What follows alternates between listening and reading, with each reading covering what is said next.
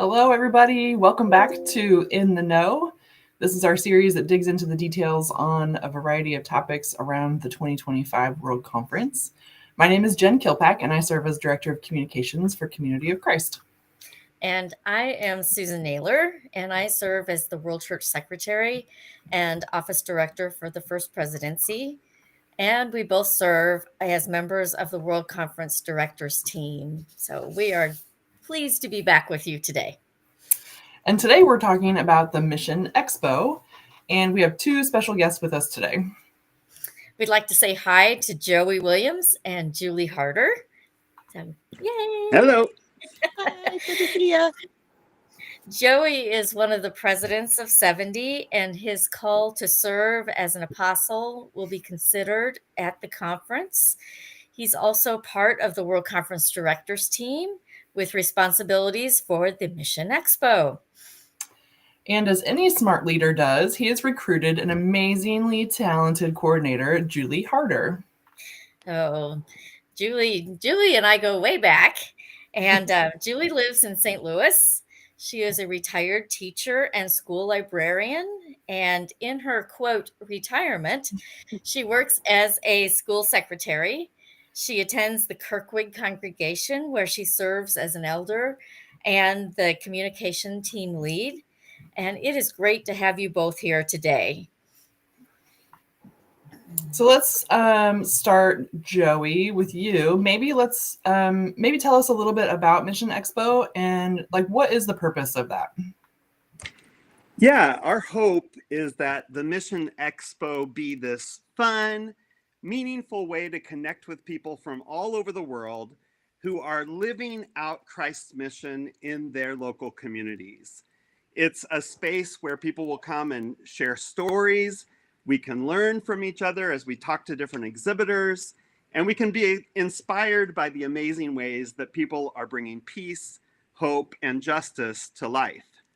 And so as you walk around the temple foyer and the mezzanine, you're going to encounter different ways that people are actively pursuing peace around the world and get to hear stories of mission and hope. So you'll meet exhibitors that represent some of the different apostolic fields of the church from places like Africa or Asia Pacific. I know our French Polynesian friends are always a highlight at World Conference, or even Central and South America. And there will be several other different groups representing the apostolic fields as well. The expo also features World Church teams. So this might be the World Church Earth Stewardship Team, or the Human Rights Team, or Peace and Justice Team. And of course, we have many affiliates of the church that will be exhibiting. And these are organizations that we work with to promote peace. So you may see Outreach International there, Health Ed Connect, or Graceland University, or some of the other different affiliates that we have. And while there may be a few things for sale, we definitely want to focus actually on building relationships, learning together, and celebrating the many ways we live out our purpose to build communities of joy, hope, love, and peace. And so I'm really excited this year because I know that there's even more of an emphasis on the practical ways that people are promoting peace around the world, whether that be environmental peace, personal peace, peace and justice efforts in our local communities, or peace for future generations of peacemakers. So you're definitely not going to want to miss the Historic Sites Foundation, where you can take a selfie with a life-sized cutout of different historical figures from Community of Christ. Or you might go to the Outreach International booth each day where there's a question of the day, and you can stop by and try to answer that question during conference. That sounds so fun. It absolutely does. That is so cool. So where will the expo be set up, and where can people find it? Yeah, so Joey mentioned that we would be in the temple. So any entrance that you would take into the temple. So if you go through the tunnel from the auditorium, if you come in off the World Plaza, if you come in off the Circle Drive on the east side, you're going to immediately see all those booths.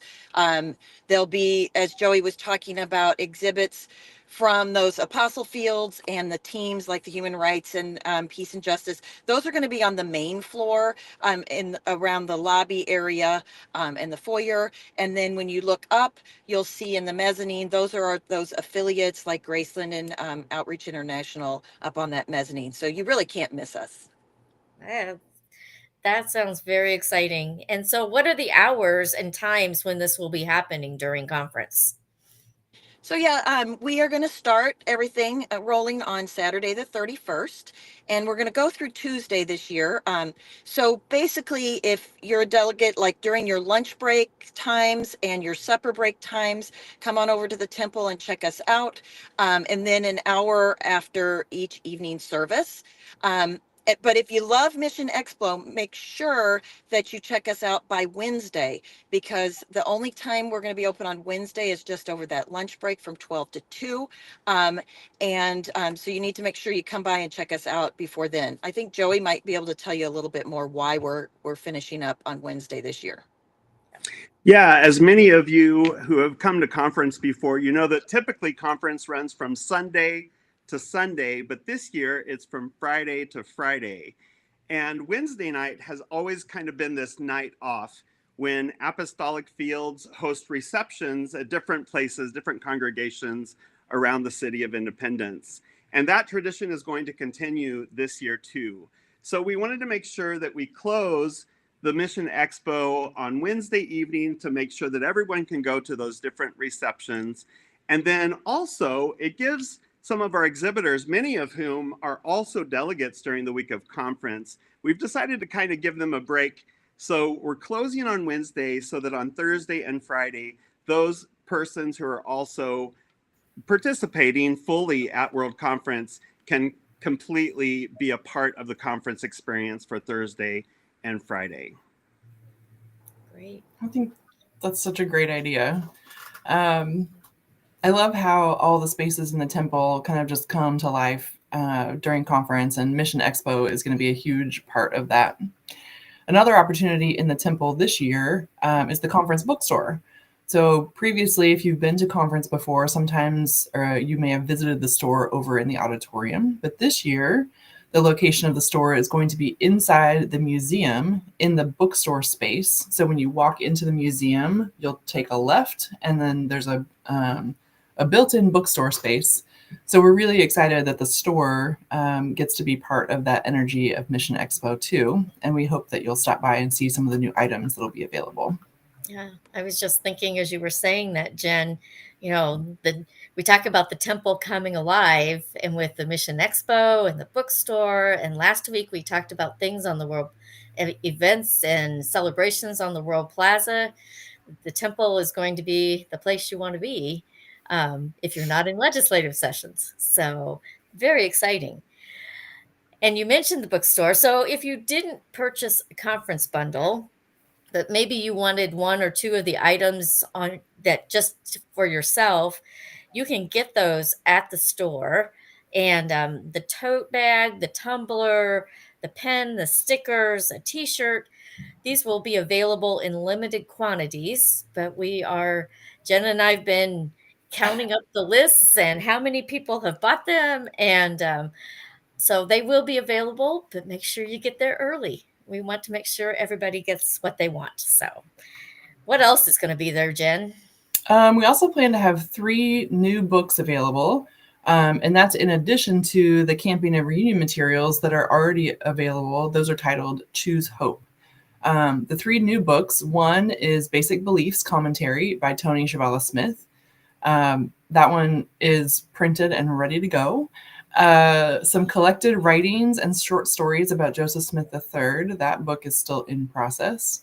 And then there's going to be a kind of a commemorative book, but it's called Pursuing Peace, and it's a book of 365 prayers for peace that have been collected from over the 30 years of daily prayer for peace held at the temple.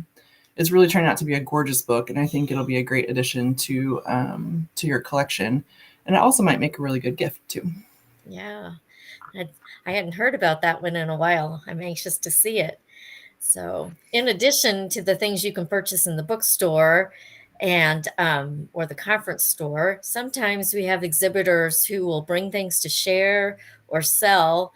And I'm just wondering, is that going to happen again? Yeah, it is. It's pretty exciting when you get to shop and look at items that have been made around the world. So there might be things like handmade ornaments, headbands, mugs, T-shirts, even some giveaways. Everybody loves a sticker or a bookmark, so of course you'll get opportunities for those. And but even things like recycled totes will be given away. Um, Joey, you can kind of maybe explain how people can do those purchases though.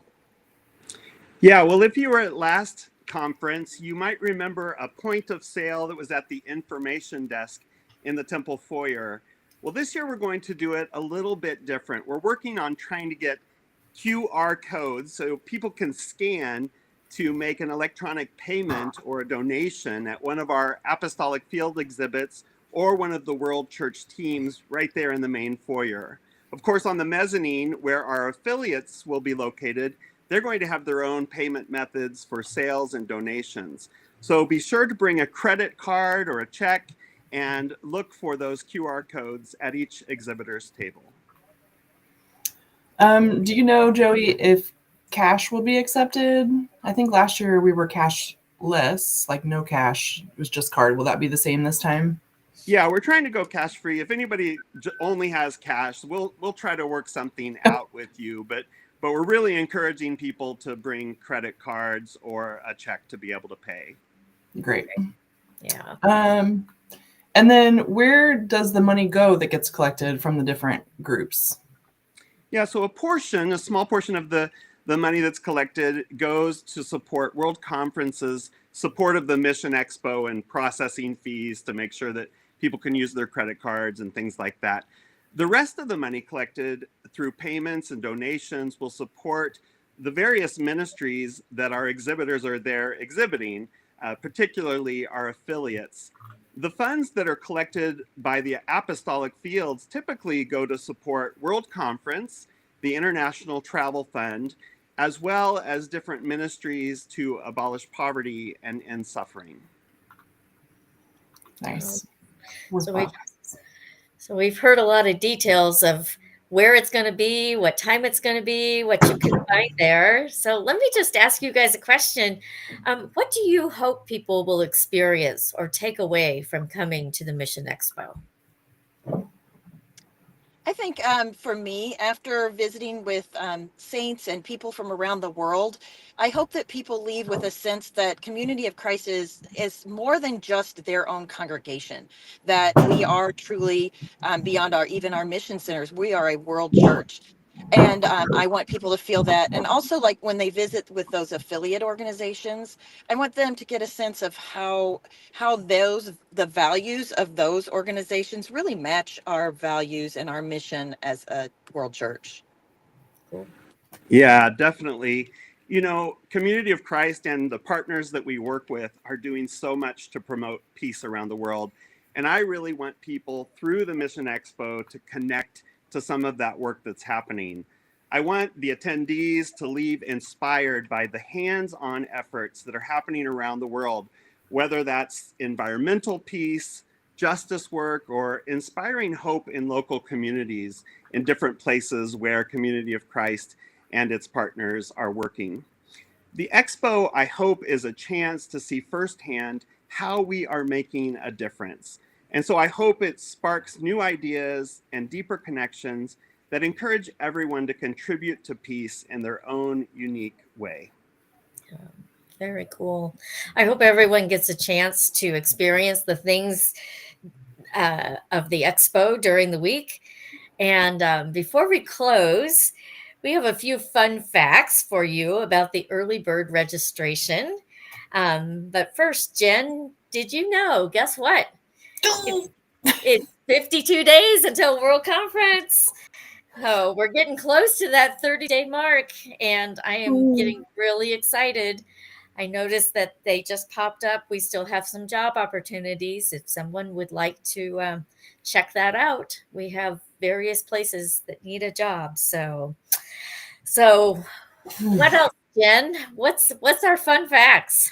Ugh.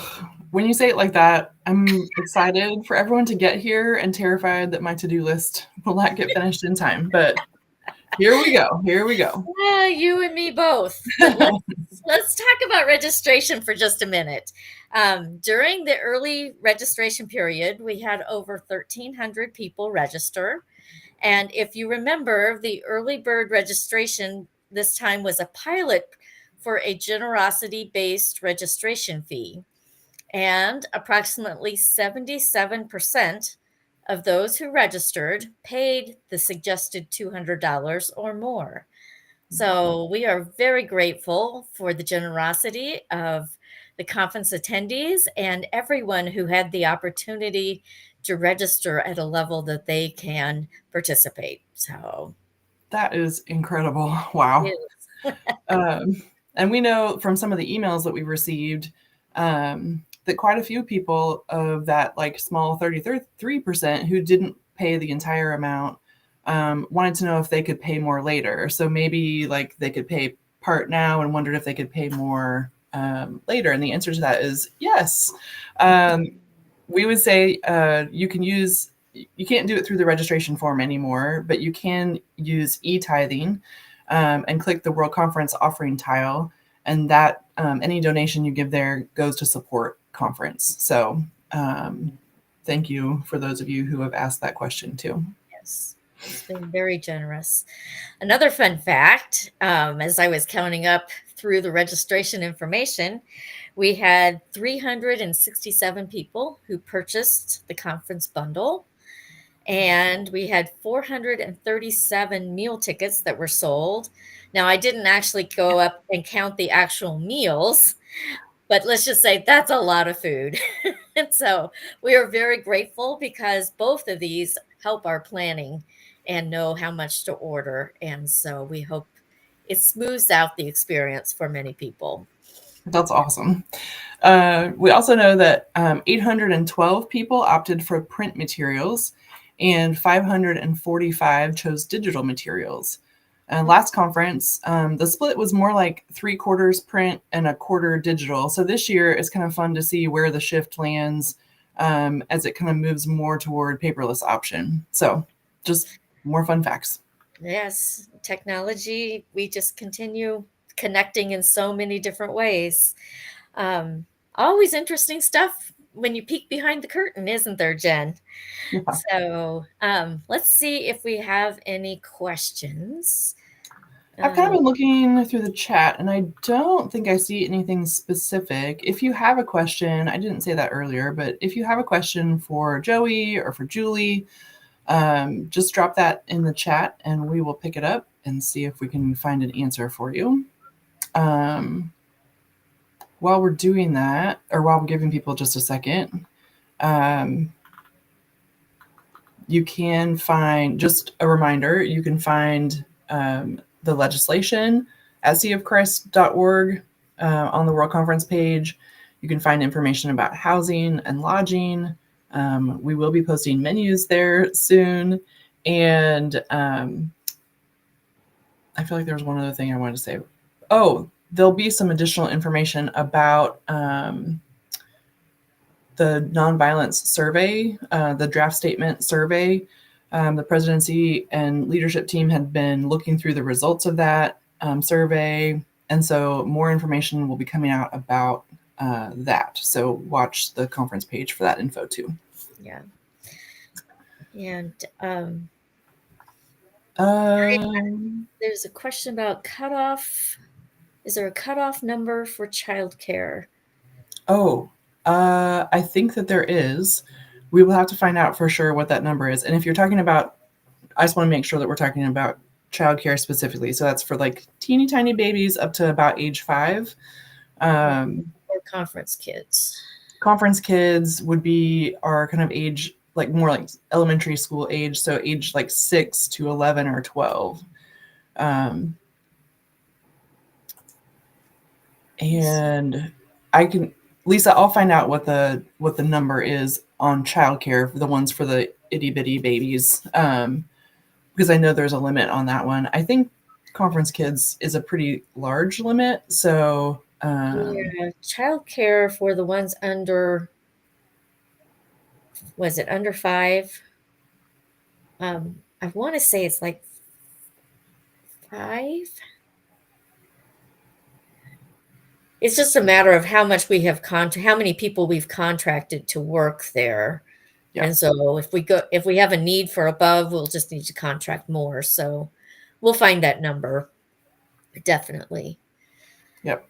Let's see, what else? What languages will be translated at conference? So right now, we for sure know that we'll be providing translation in French, Spanish, Tahitian, German, and there's a question about Mandarin. So we're not sure about that yet. Hopefully we find that out soon, whether we have delegates that can come. That is very cool. Let's see. Will people pick up print materials in the lower auditorium? Beginning when? Yes. You will have to pick up your materials. Actually, for anyone who registered, whether you register with print materials or digital, you will need to check in at registration. That way you get your name badge. If you've purchased meal tickets or the conference bundle, that's where all that information will come as well. Susan, I don't know if there's plans to have early pickup. Yes, it's in the west. It'll be in the west foyer again of the auditorium. And so if you park on the west side of the auditorium, there's a circle drive on that side, and just come right in, and registration will be set up in the foyer. I believe it's Wednesday and Thursday.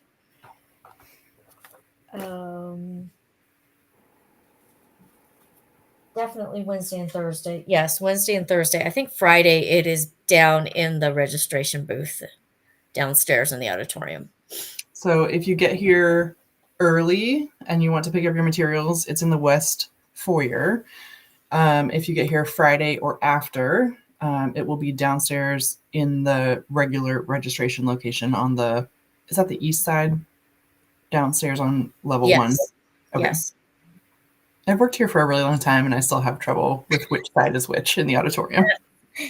Yes. So if it's your first time, don't feel bad. We still have to stop and think.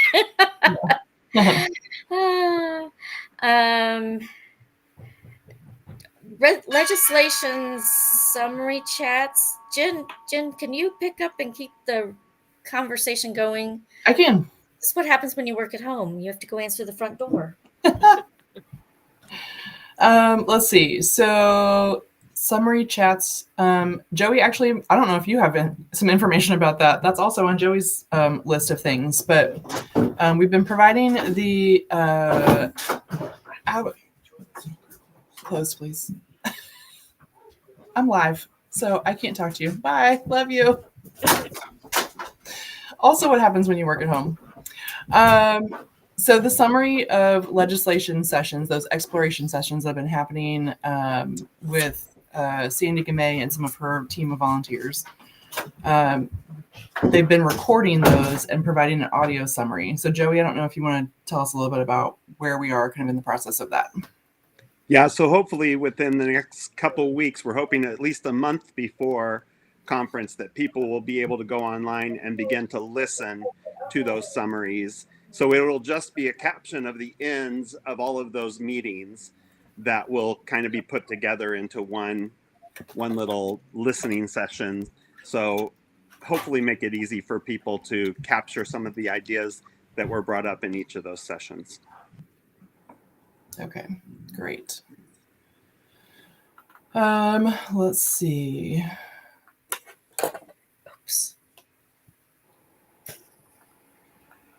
Talking about meal ticket information. Brianna, this is the first time we've done meal tickets like this, so it's a learning process for all of us. Can you, if you wouldn't mind clarifying your question a little, what would make it, like, what do meals look like at conference? Is that kind of the question? I'll ask you to just maybe put some additional information in the chat for us, and I'll come back to that question about meal tickets. Elaine, first time attendee, welcome. I'm so excited that you're going to be able to join us. How long does it take to walk from the temple to the auditorium? Well, that's a really good question. It depends on several things, probably. Which door you exit the auditorium from and which door you enter the temple from. The buildings sit kind of, what do they call it? Catty corner? On the corner, diagonal from each other on an intersection. So if you come out the north door and walk just like across the street, which will be blocked off, that's nice. So it makes it just a pedestrian walkway. You can then walk over to the temple. So 5 minutes, maybe? Is that realistic? I'm looking kind of at Joey and Susan. Julie, Yeah. You two, I don't know. There's also a tunnel that connects. So if we're hoping for really great weather, but if for some reason the weather is not good, or if you just prefer to walk inside, there is a tunnel that connects the auditorium and the temple as well under the street. So you could walk indoors as well. That takes maybe a little longer just because you have to get down to the tunnel and then walk through. I like Donna's comment.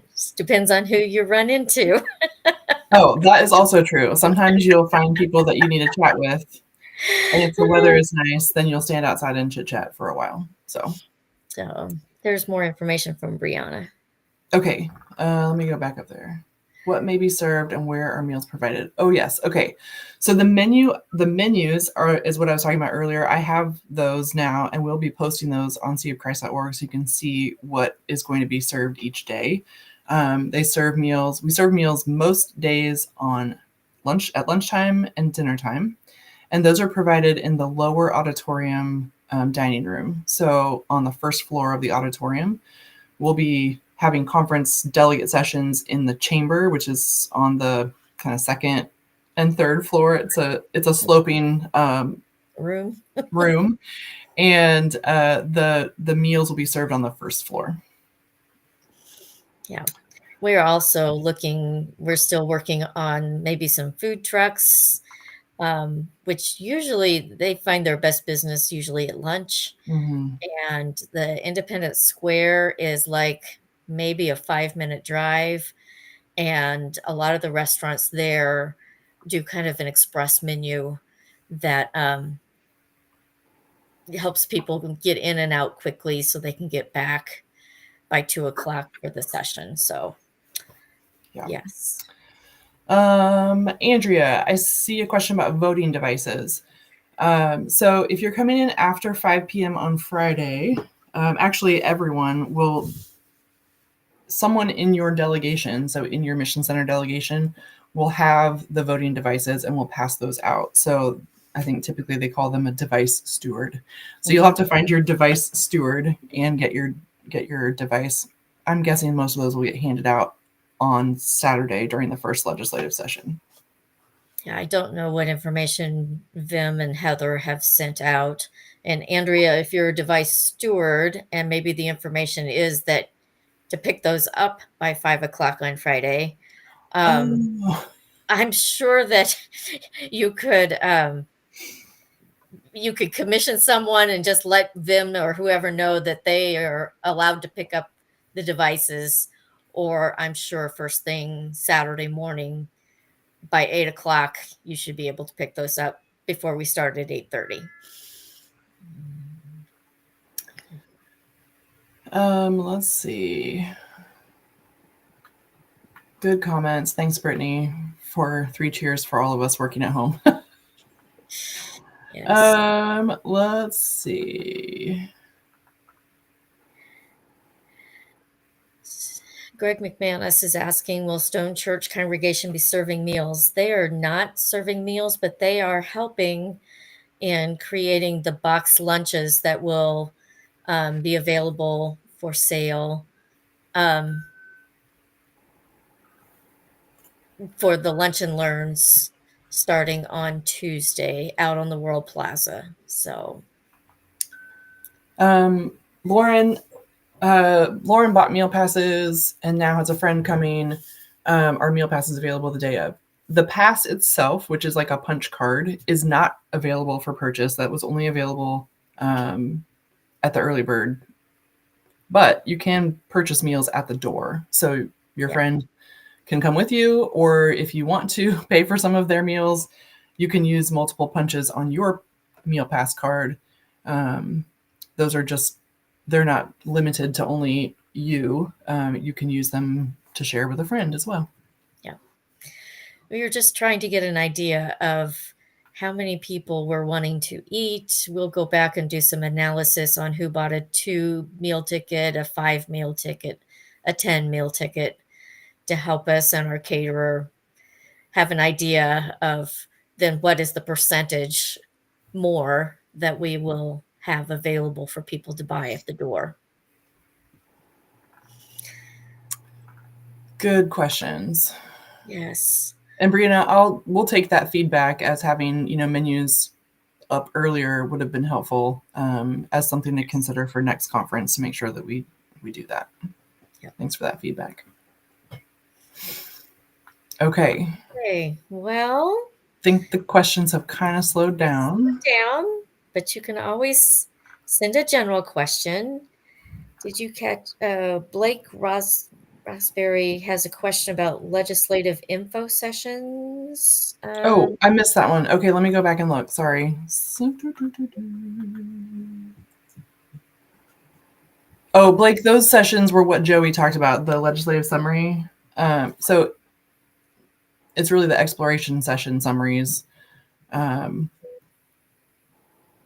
think that's what you're talking about. And then there are information sessions on Friday before the conference officially opens, but Friday afternoon, 1:30 to 3 and 3:15 to 4:45 or something like that.